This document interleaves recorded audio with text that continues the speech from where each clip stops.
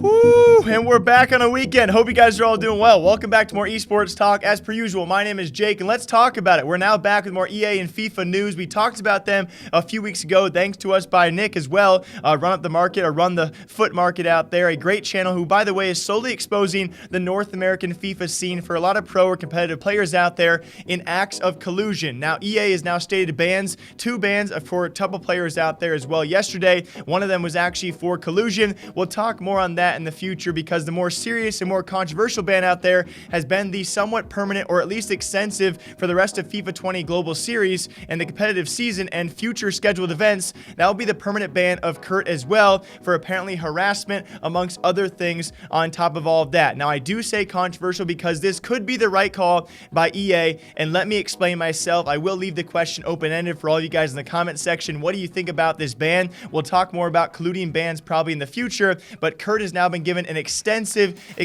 ban. But let's not forget his history between him and EA. It actually stretches back between now and 2018, where he was given his first short-term ban. Then March of this year, he was warned yet again, and also told any further breaking of the rules could lead to extensive punishments, which they now have. 2 videos, which EA does cite on October 10th and 19th, I do believe, of this year, just last month, have now given him this permanent ban for the rest of FIFA 20 Global Series. And alongside that, future scheduled events. Of course, the entire community in uproar about this, because they might not know the background details. Not only does he have a history with EA, alongside that, the clip which did ban him, I will not play you guys the audio. I will play it on screen for all of you, where he does blatantly spit on the EA logo. I'm not really too concerned about that. You know, freedom of speech, freedom of action. That's nothing that's too concerning for me. He does, though, apparently supposedly go on to call out EA employees by name, and that's where the issue certainly does lie. Because when I first heard about this ban, I too thought, okay, EA is trying to ban someone who simply talked bad about their game. He is somewhat known for this. He's been very vocal about this in the past. That's how he's built a large portion of his audience. He gives no fricks. He is very honest about his feelings about the game, whether good and most of the time pretty bad. I think it's a fair statement to say. And honestly, what he does in that regard is it's critiquing the game, and obviously it might be a bit, you know, really going to critique the game, and obviously saying things that are a bit abrasive. But that's what he's been come to be known by, and actually have a backing, because EA, frankly, does not operate their games, you know, to the utmost degree. And obviously, with this FIFA having its issues, he's been very vocal about that. So when I first heard about this ban, and EA actually banning someone for talking bad about their game, of course, the community's in uproar. Then you realize his history with EA even further, and most importantly about this, he did break the rules of obvious harassment. Now, I'm not trying to defend EA. I'm kind of trying to ride the line of understanding here of both sides of the story. I don't think necessarily a permanent ban is probably the best solution, but an extensive one. Because of his history, he was given warnings if he broke the rules in the future. If he does not abide by those rules, his extensive punishments will be coming, because he did receive a short-term ban, then a warning, then broke the rules successfully twice. And the main thing here is, guys, he called out a developer's employees by name. He wasn't just trash talking the game. When you actually go and call someone out who may or may not be a public figure, it's different when you call out Gabe Newell, Gaben, right? A head figure over at Valve, because he's a public figure. If you're going to call out people by name that are not public figures, that's where the issue does lie. And if you're EA, that could be considered harassment. If you're that employee, you might be considering this harassment, which is against their rule book. And so it really depends, as you, a viewer, how you see that, right? If you were called out by someone out there that is a big figure in the FIFA community, you too might feel harassed or targeted. And so that's why EA obviously dished out these hefty punishments, because he did break their rules subjectively. Obviously, it's how they evaluate it, and so it really depends how you guys take that. It was not, in my opinion, the spitting on the logo. It was not the talking bad about the game. To me, it was the third and final straw here, guys, of calling out EA's very own employees, which gave them the right here to give him the extensive ban. Maybe not an entire season worth, and of course they call it future scheduled events. That seems a bit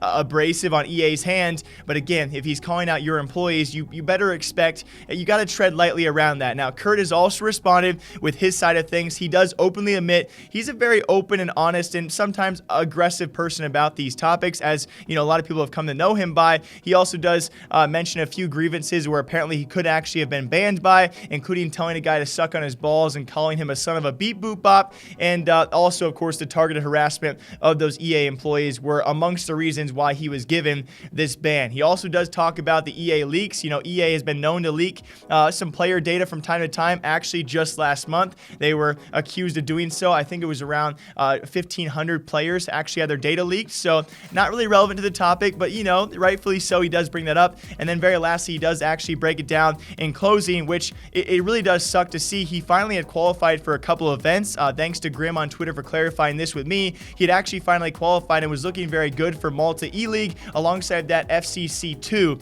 he had also qualified. So for 2 EA events, he had finally qualified. He had been in contact apparently with EA last week, and they made no mention of this ban coming, which, by the way, these instances they reported happened back on October 10th and October 19th. So he does claim he actually talked to EA just last week, obviously after those instances had occurred, and they made no mention of this ban coming. So he thinks because he qualified for those events and he could speak poorly of the game at those events, that's why EA finally said, hey, you know what? You're banned for good and cannot compete at our actual events. If that's the case, then I do have issues with it. So you can see there are definitely two sides. If you're going to call out a developer's employees, you got to really tread carefully there. If they are not public figures, EA could really issue you whatever punishment they do want, especially given your history of warnings and bans in their system. They already warned you that your next violation could lead to a more aggressive punishment, and that's what they did. From Kurt's side of things, though, he finally qualifies for 2 events where he could obviously publicly outcry at the events how bad the game might be in his own opinion. And so EA, after he qualifies for the events, they slap him with a ban, which, by the way, the instances they banned him for did happen quite some time ago. So it does beg the question, what took you so long, EA, to finally ban him? In the same post, NYC Chris, attached and signed to a team, he was caught colluding, cheating, ruining the competitive integrity of matchmaking in FIFA, and he was given a 2 qualifier ban. Meanwhile, a guy who speaks out about your company and your employees and critiques your game, he gets a lengthier permanent ban.